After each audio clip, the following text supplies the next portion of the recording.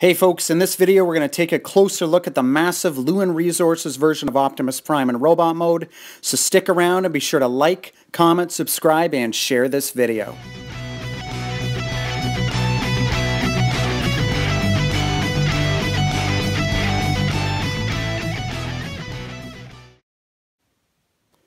Hey guys, M here from Transformers and Video Games, and welcome back to the channel. Today we're going to transform the third-party Lewin Resources Optimus Prime from truck mode to robot mode, and then take a closer look at the figure. Now for anyone who missed my previous two videos regarding this figure, I'm going to recap both of them in 1 minute or less.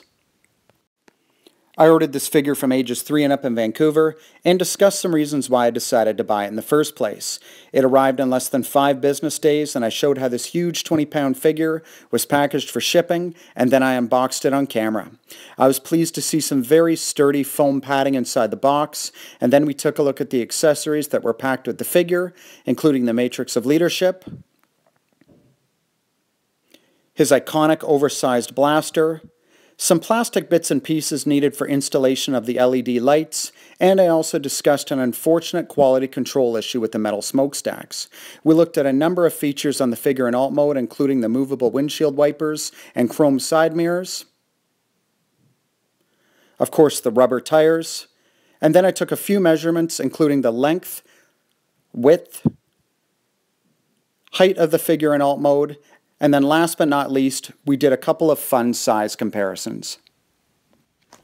So now that we've got that out of the way, it's time to transform this figure and see if it lives up to the hype.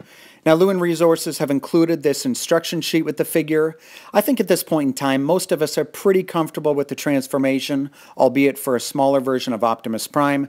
But again, if you just follow the step-by-step examples, there's 48 steps here, and if you follow them carefully, you should be good to go. First off, unpeg the gas tanks on both sides of the truck and accordion them back. On both sides, unpeg and rotate this piece down 90 degrees and peg it into place. Collapse the side mirrors so that they're flush with the side of the truck. Split the front windshield and rotate them all the way out. Rotate the top section 180 degrees to reveal the head. I'm also just going to go ahead and put the head in a slightly more natural position. If it's your first time transforming the figure, you can go ahead and remove the protective plastic film from the inside of the windshield. Unclip and rotate the headlights 90 degrees. This next part can be a little bit tricky if your figure is new and tight like mine is, but unpeg the left and right sides of the bumper and rotate them out as far as they'll go.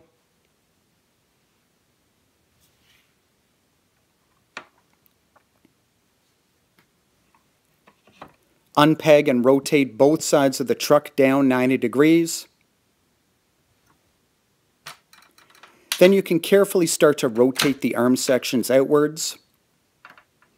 I love the sound of those nice clickety ratchet joints.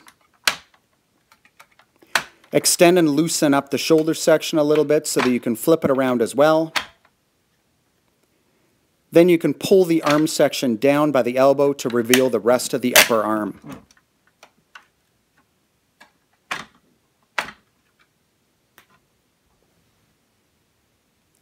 Now do exactly the same thing for his other arm.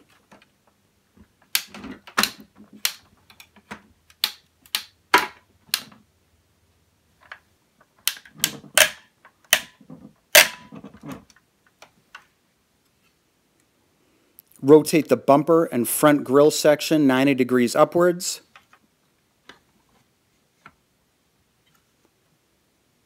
Then you can rotate the bumper section back down 90 degrees on the other joint. Rotate the side of the bumper and the headlights just under 90 degrees. Then get a hold of the lower side of the cab and rotate it 180 degrees. And then using the other joint, rotate this section 90 degrees to hide the wheels into what will become the chest section. Now do exactly the same thing on the other side of the figure. In case anyone's wondering, I'm using this soft blue lens cloth to handle the chrome parts as much as possible to avoid smudging them or damaging them in any way.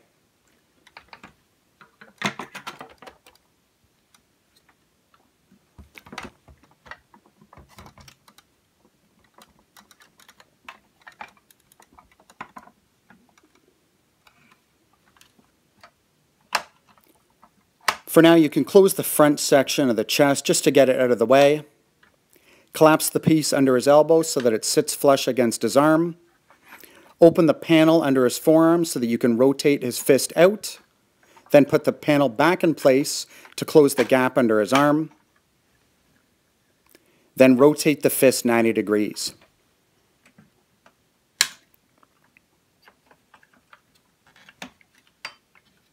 Now do exactly the same thing on the other side of the figure.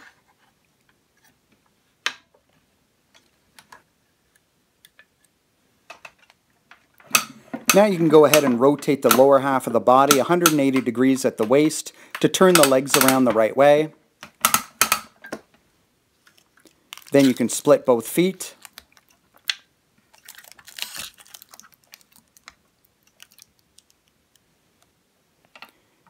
Here you just carefully accordion the upper section of the figure down onto the waist section. Now here's where I seem to have another quality control issue with my figure.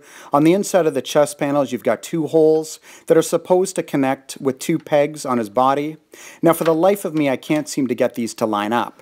So the workaround that I've come up with is to lift the head panel slightly forward so that I can at least connect one of the pegs with one of the holes to lock the chest in place. Now this means that there's a little bit of extra play in the head section, and unfortunately he's looking slightly downwards, but unfortunately it's the best I can do under the circumstances. Now separate and split the leg sections and pull the legs all the way down. You may have to give them a forceful tug like I did with mine to reveal the knee joints and to extend the legs fully.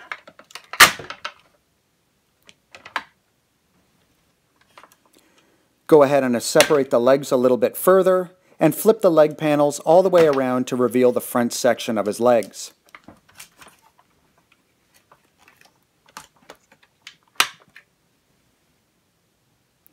On his back section, there's a slot that connects to a peg on the side of his backpack.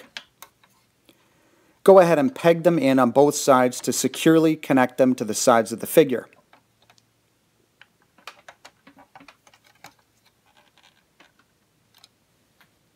And that's it for the transformation. Now that we're done, I've just stood him up to reveal an absolutely massive version of Optimus Prime. Essentially what you're getting here is a transformable statue.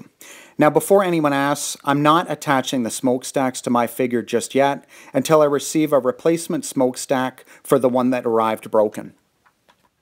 As usual, the matrix of leadership fits in his chest, and as I mentioned in my previous video, the outside is made of solid die-cast metal, but the center portion is plastic, which honestly feels pretty cheap by comparison. It would have been really cool if they'd used some kind of inexpensive crystal instead of plastic, but it is what it is. Now having said that, this is going to look awesome when I finally install the LED lights. The gun has some really nice paint applications that I don't recall being included on the smaller version of the figure, and similar to any other version of it, it folds up so that you can store it away in the figure's backpack. I'm sure that most people have seen this many times before, but for those who haven't, I'm just going to show you how to open up the backpack and store away the gun correctly so that you can store the gun with the figure at all times.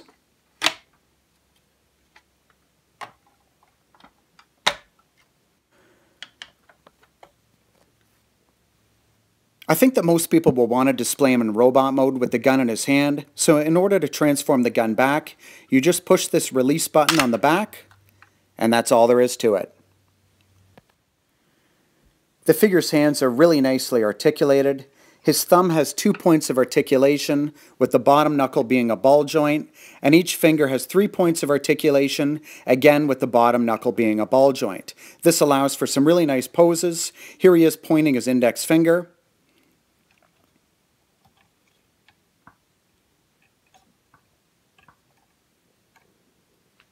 And here he is rocking out like Optimus Prime. Both sides of the gun's grip have a rectangular shaped peg that can be pegged into a rectangular shaped hole on either the left or the right hand. The figures and the thumb can then be wrapped around the gun's grip for extra stability and of course for added realism.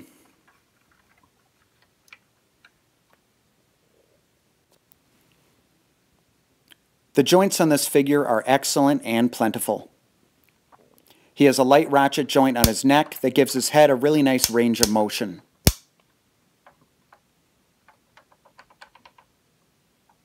On a side note, he has a beautiful chrome faceplate and the sides of his head feel like painted die-cast metal. He has very heavy shoulder ratchet joints, maybe even a little too strong if that makes any sense. And his elbow joints are medium strength ratchets that allows his arms to hold any position securely.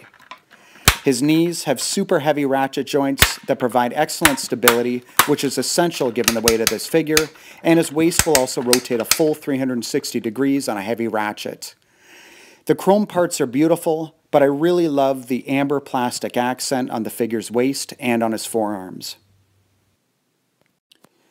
In my opinion, Lewin Optimus Prime has just the right amount of paint applications. Here are the paint details on the sides of his legs, on the front of his legs, on the back of the figure's head, back, shoulders, the back of his forearms,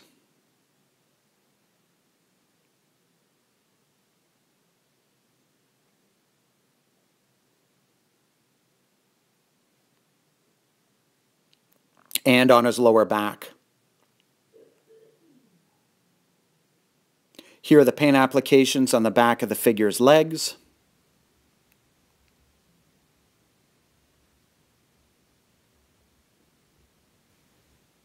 and he even has some nice painted mechanical details around his abdominal region. They've painted some nice piston details on the inside of his arms and included a distinctive white stripe on the outside of his forearms. I like the fact that they've also included the communicators on the outside of his forearms and would expect that at some point in the future there will be a repro label sticker produced that will likely show who he's speaking to on his communicator. Why don't we take one last 360-degree look at this figure before we get into a couple of cool size comparisons. Unfortunately, I don't think that pictures or even YouTube videos do this guy any justice. It's really something that needs to be seen in person to appreciate what Lewin Resources has done here. Whether you decide to buy the figure or not, it's a very special release for anyone who's interested in something like this. Here's the first size comparison that I thought we'd do. Standing on the figure's left forearm is G1 Optimus Prime. Balanced on his shoulder is World's Smallest Transformers Optimus Prime. And then being absolutely manhandled in his right hand is MP-36 Masterpiece Megatron. Down here at ground level, we've got a comparison with the same three figures. And then on the right side, I managed to dig up my Wei Zhang MP-10 oversized version of Optimus Prime, which I used to think was a pretty huge figure until I got the Lewin Resources version of Optimus Prime. Here he is with a couple of very popular G1 figures. On the left side, we've got G1 Shockwave. Then we've got Starscream, who's of course the leader of the Seeker Jets, Optimus Prime, and then on the right side, we've got an original base former, that's Autobot Metroplex. I remember around Christmas of 2017 picking up this Wei Zhang Megamaster figure, which is essentially their oversized version of a Masterpiece Megatron. At the time, I remember thinking that it was a pretty massive figure, and I suppose for 2017 standards it was, but here you can see that he only comes up to about mid-thigh level on Lewin Optimus Prime. Another figure that I managed to dig up for this review is my original Hasbro Toys R Us exclusive Masterpiece Optimus Prime. Now this figure is still mint and sealed box, so I'm not going to take it out just to do a size comparison here, but even inside the packaging you can see just how tiny it really is. By way of comparison, the original MP-10 comes up just below the knee level on the Lewin Resources version of Optimus Prime. Alright guys, I think I'm going to leave it at that for today. Thank you very much for checking out my review of Lewin Resources' third-party Optimus Prime. I'm not here to convince you to buy this figure, but between my two videos, I just wanted to present the facts to you so that you can make your own decision as to whether this figure belongs in your collection. One thing that I would suggest is that if you think you want to buy it, just measure carefully to ensure that it's actually going to fit where you're planning on displaying it. Thank you very much for watching, everyone. Take care. Oh man, this guy's too wide to display in my half-size Billy bookcase. I guess I should have measured first.